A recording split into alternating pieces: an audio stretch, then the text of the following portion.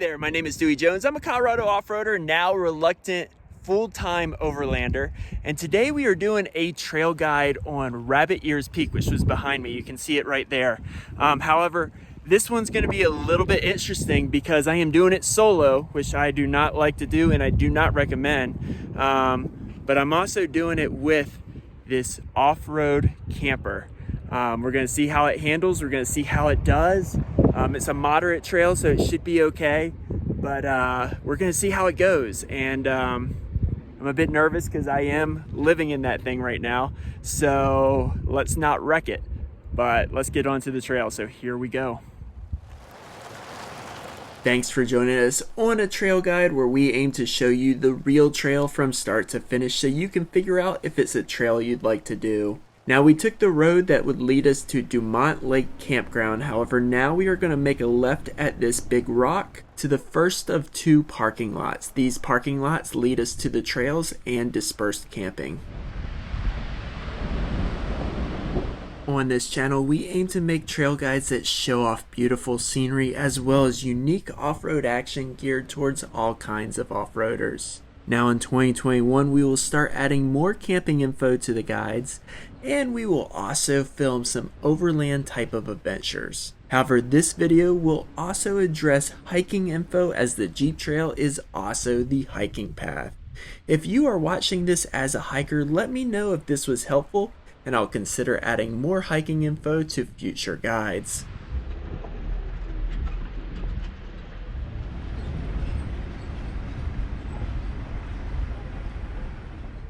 According to the Forest Service, the official name of the trail is NFSR 291 Grizzly Creek.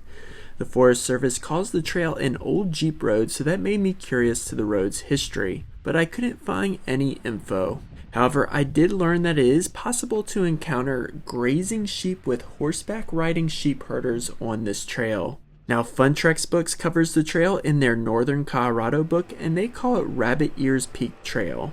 They list it as moderate, which requires high clearance and a true four-wheel drive low system. The rocky climb after the water crossing is one of the most difficult spots, so I'll use my Wrangler and I'll give you my thoughts of the trail at the end of this video.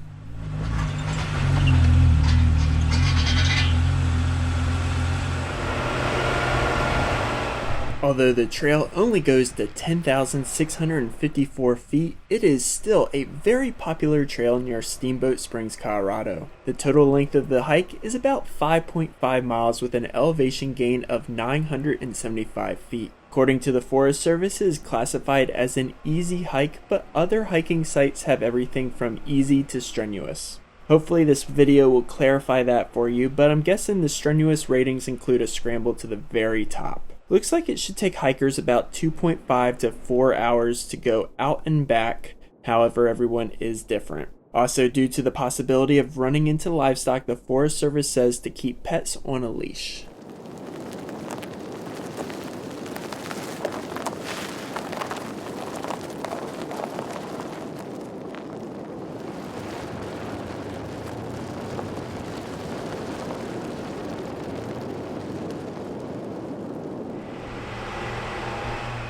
So I was living in this off-road camper when I filmed the video. Basically, my job in Denver wasn't working out, so I moved to the crew base in the mountains and I learned all about the area's camping opportunities. For those of you who like full amenities while camping, there is a KOH in Steamboat Springs. Next, there's a Forest Service campgrounds like Dumont Lake near this trail. Due to COVID, a lot of the Forest Service restrooms were closed, so I'm not sure if that affected their campgrounds. I would definitely check if you plan on using those. However, let's talk about what I used: dispersed camping opportunities.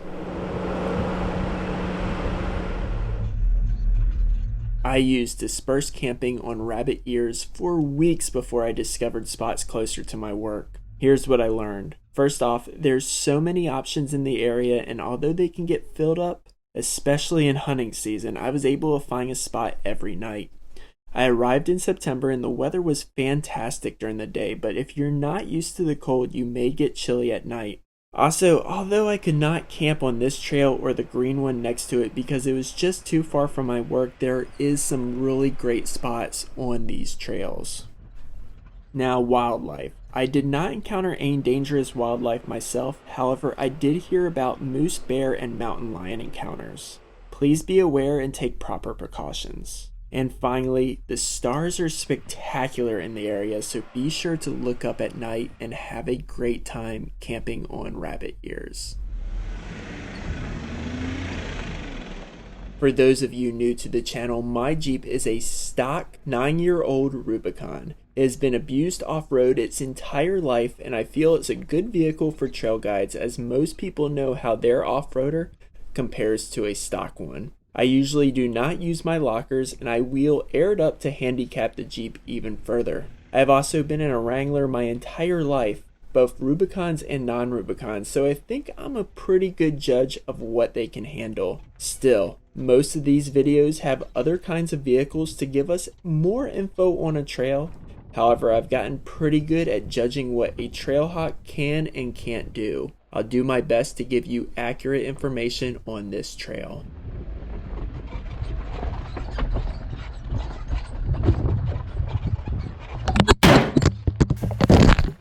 Well, this, folks, is why I do not like suction cup mounts. Luckily, it's just the lens, and this is a GoPro 6, which you can replace the lens on. Some of my research indicated that this creek could be too difficult for most vehicles to cross. I'm personally skeptical of this claim, as even in early summer, I doubt this would stop most trail-rated vehicles. Still, please use caution and verify the water depth if you are unsure. For the hikers, it appears there's a way you can cross even when it's at its most dangerous. After this crossing, there's two options. The right side is more challenging, but my Jeep would have been fine on it. I took the left side as I didn't want to roll the camper, considering I was still living in it when I filmed this.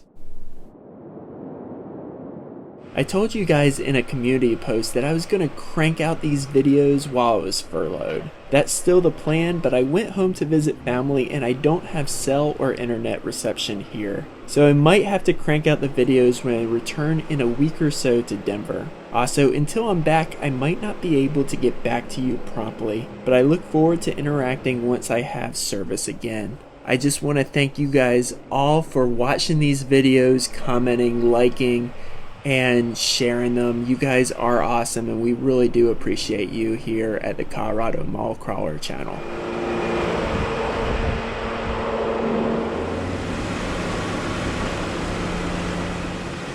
Alright, it is trail review time, so let's talk about it.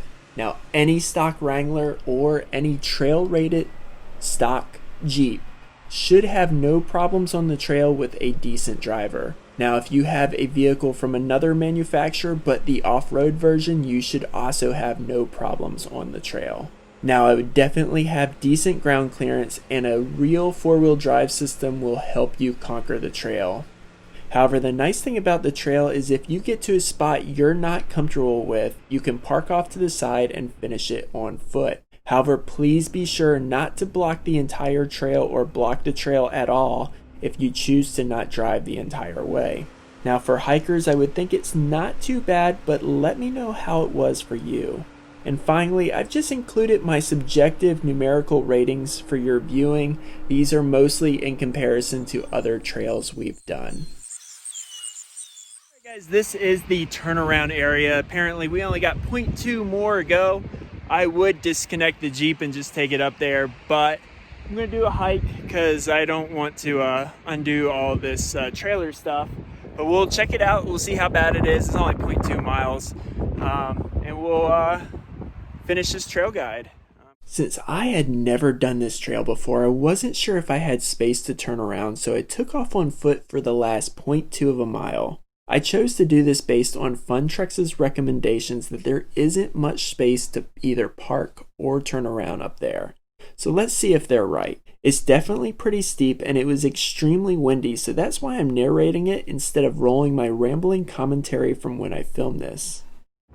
If you take the passenger's little walkway, the passenger side walkway, this is the view you'll see. Anyway, despite the steepness, it was a fairly easy hike since the peak only maxes out to 10,654 feet.